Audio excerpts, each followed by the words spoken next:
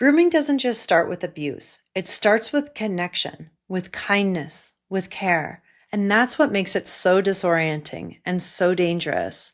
Most people think they would know if they're being manipulated, but grooming is rarely obvious. It's very subtle, it's very calculated, and it happens very, very slowly, step by step, over months or years, until you're already in too deep to recognize what's really going on. Hi, I'm Callie Sorensen. I have a master's degree in the psychology of coercive control, and I've personally experienced grooming, and now I help others recognize the signs, rebuild their self-trust, and recover their voice.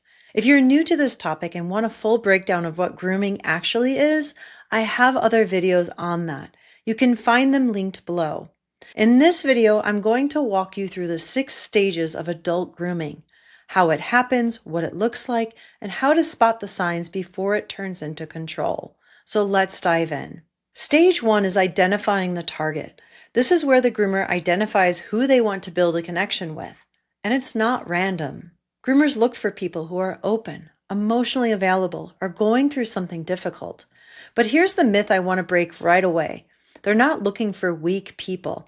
They're looking for people with soft hearts, empathy, and unmet needs, which every human has. For example, somebody could be going through a breakup. They could have just moved to a new city, had the loss of a loved one, a new job, burnout, or even just somebody craving a deeper connection or meaning or purpose in their life. But the key is this: groomers are watching for who's emotionally open and who they can subtly influence. They don't always just rush in. Sometimes they hover first. They mirror your values.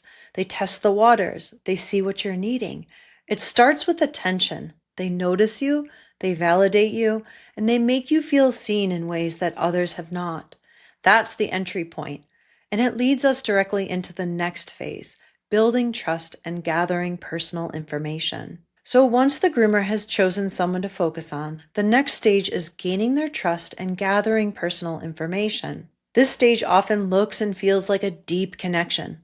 They might show up as supportive, generous, nurturing, like someone who really gets you.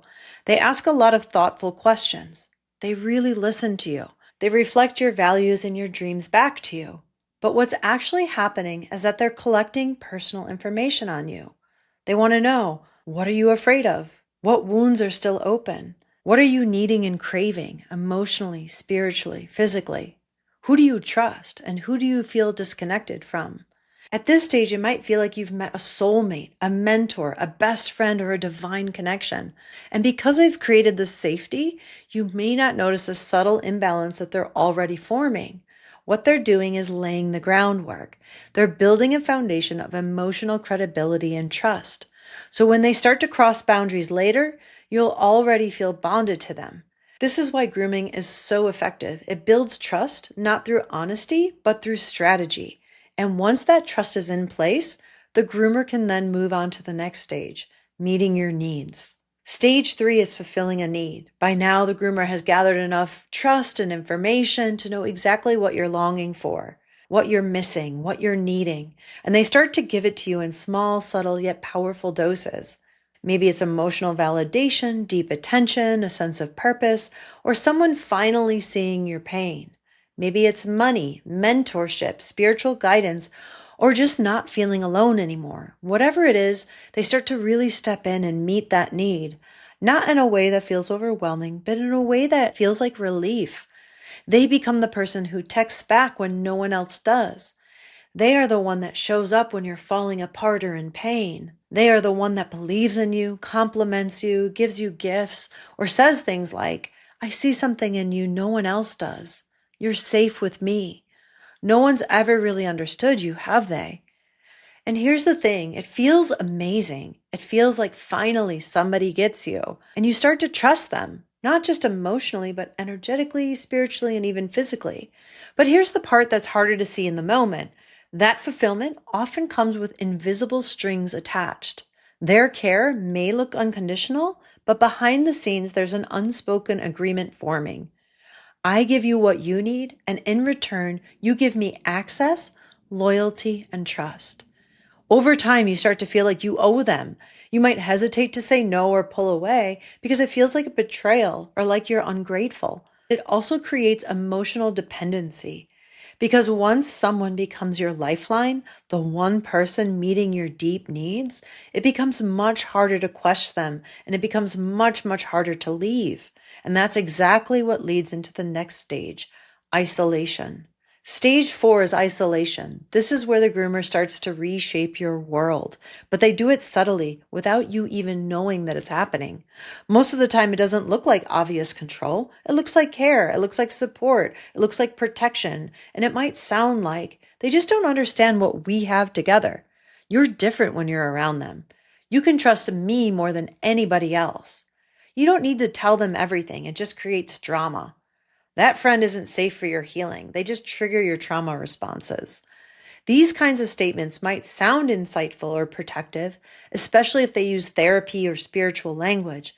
But the deeper goal is to make you question your other relationships and trust them more than anybody else. Little by little, you start pulling away from your friends, your family, or your coworkers. Not because you necessarily want to, but because the groomer planted seeds of doubt, discomfort, or guilt around those relationships. You might even start isolating yourself to protect the relationship. You stop telling people what's going on. You feel like you have to defend the groomer's behavior or hide it completely. You truly start believing no one else understands you but them. You avoid bringing up their name to others because you know that they would have concerns. You feel a strange and unspeakable loyalty to this connection, to this person, even if you start feeling drained. The groomer becomes your main source of connection, support, and validation. And that's the goal. Because once you're emotionally dependent and disconnected from outside influence, it's so much easier for them to begin shifting the dynamic. And that's when the lines get crossed. And it leads us straight into stage 5, when the abuse begins. Stage 5 is when the abuse begins, but it's not in the way most people expect. As a society, we often think abuse means physical violence or loud, explosive behavior. But emotional and psychological abuse can be just as damaging and often much harder to see. This is the part that people struggle the most to recognize because it doesn't start with something extreme. It starts with small, confusing shifts. A boundary being crossed that makes you feel uncomfortable, a moment where their care turns cold or controlling, a subtle withdrawal of support when you push back or say no. And underneath it all, the quiet realization that they're no longer caring about your feelings or needs. You start feeling confused, and it's so hard to point the finger at them because they've done so much for you. They know you so well. They've been your support system or even your lifeline. But now things begin to cost you. They cost you your energy, your autonomy, your ability to say no without feeling guilty, your sense of clarity. You can't vulnerably share what you're feeling or needing without it being turned against you or them getting upset. It no longer feels safe to be honest or to disagree. They may start using guilt, silence, passive aggression, or even spiritual and therapeutic language to pressure you. They might say things like, "After everything I've done for you, this is how you treat me? You're just triggered. Don't project that onto me. God told me to speak this truth into your life. You are so lucky I'm still here." You might start second guessing yourself constantly. You feel like you're walking on eggshells all the time, but still trying to hold on to that connection. This is where you start to lose yourself. You may even try harder, over functioning, apologizing, justifying, making excuses, hoping the version of them that once felt so safe will return.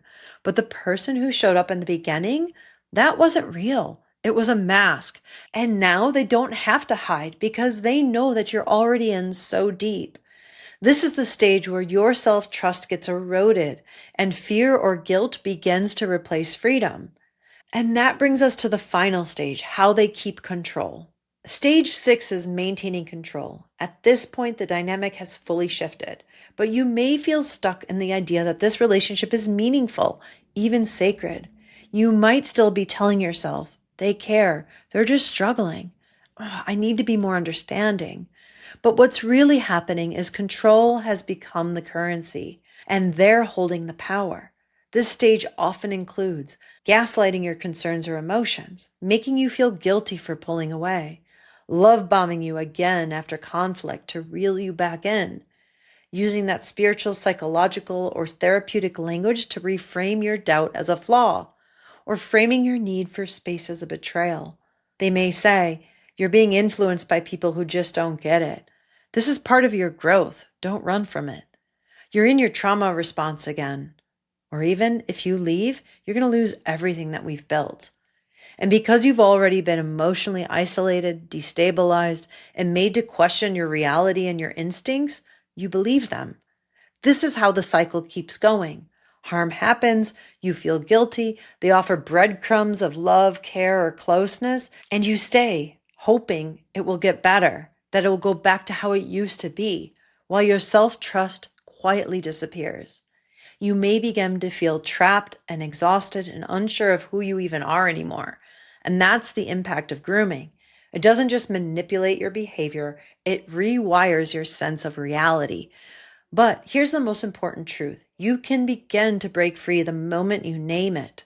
Once you recognize that love, guidance, or support should never require the loss of your voice, your clarity, or your boundaries, and once you realize you deserve to have relationships with people who care about your feelings and needs, you deserve to be around people who you feel safe to express your full self with. And if you're realizing now that you've been groomed, you're not alone. It wasn't your fault, and it is absolutely possible to heal and come home to yourself again.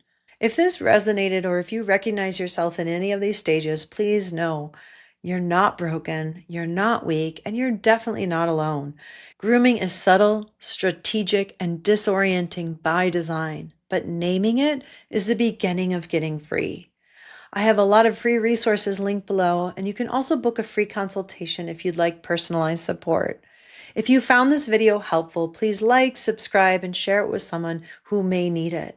I recommend checking out my other video series on people-pleasing and coercive control to continue to build self-awareness and clarity. So thank you so much for being here, and I'll see you in the next video.